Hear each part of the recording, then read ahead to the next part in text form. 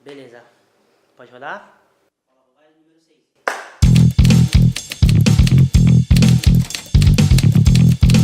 Depois de muita ação nas redes sociais, de muitos protestos, de inclusive uma carta assinada por 200 bispos da Igreja Católica, o governo Temer recuou de um decreto assinado em 22 de agosto que extinguia a Reserva Nacional de Cobres e seus associados, o RENCA, ou a RENCA, né, a reserva. O que tem por trás dessa reserva ou da liberação dessa reserva para a exploração de ouro, cobre e outros minérios? Bom, primeiro é importante a gente fazer aqui uma contextualização dessa história.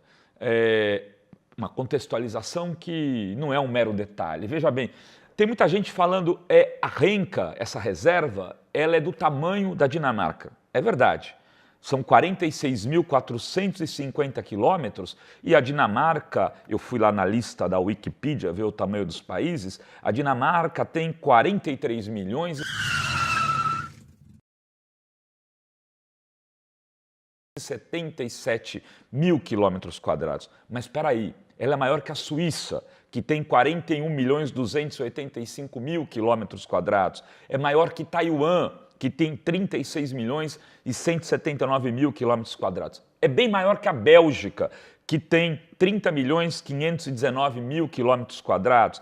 É maior do que muitos e muitos países do mundo. Entre eles, por exemplo, Israel, Líbano. Israel tem 20 milhões de quilômetros quadrados. É maior que o Líbano e é muito maior do que a Jamaica, para você que gosta de Bob Marley. A Jamaica tem 10 milhões 991 mil quilômetros quadrados. Ou seja, além das riquezas, nós estamos liberando uma área que é muito maior do que muitos países para a exploração de algumas mineradoras. O que isso significa? Que o Brasil está se colocando à venda de uma maneira absurda, estapafúrdia e nem um pouco inteligente. Está entregando aquilo que é de todo o povo, que são as reservas de minério, de petróleo e de outras tantas coisas naturais, para o interesse de alguns.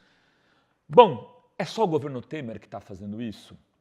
É só o governo Temer que tem esta sede neoliberal de venda do país? Não, colegas, não é só o governo Temer. Eu também fui atrás de algumas informações, por exemplo, a respeito do governo Alckmin. O governo Alckmin, por exemplo, está privatizando parques, florestas e estações ambientais no estado inteiro. Ele autorizou a concessão de 25 áreas compostas por florestas em todo o estado. Uma delas, por exemplo, uma denúncia aí das pessoas de ambientalistas do estado de São Paulo, é o Instituto Florestal, que desde a década de 60 vem sendo cultivado e tem um potencial madeireiro imenso. Esses ambientalistas dizem, por exemplo, que na área há algo em torno de 30 milhões de reais de madeira de pinos no ponto para ser cortada e o Alckmin está entregando isso, sabe para quem? Para a iniciativa privada.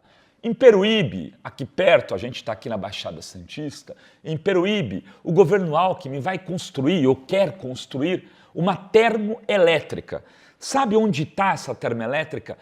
Na área de reserva da Mata Atlântica, que é uma mata que já foi praticamente, quase que completamente extinta, e se essa termoelétrica for para ali, ela vai ser completamente contaminada, como bem se sabe. Ou seja, é muito importante que a gente denuncie e que conquiste, inclusive, vitórias nessa questão das lutas que se colocam na Amazônia. Mas tem uma imensa quantidade de ações deletérias para o meio ambiente sendo feitas em nível local e em nível estadual que não contam nem com a mesma mídia, nem com o mesmo combate firme de setores organizados da sociedade, como áreas, por exemplo, aqui do estado de São Paulo.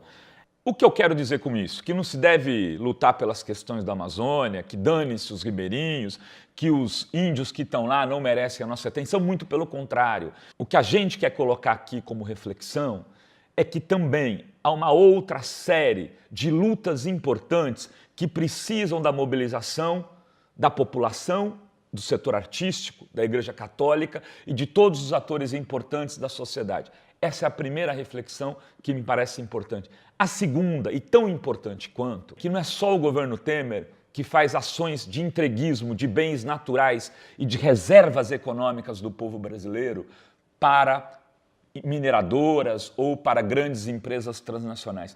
Isso vem sendo feito não só pelo governador Alckmin, como eu acabei de dizer, mas com uma certa maestria, por exemplo, pelo prefeito João Dória, que está sinalizando a privatização do Parque do Ibirapuera, que já entrou com um pedido de privatização do Pacaembu. Mas, Rovai, isso não tem nada a ver com a Amazônia.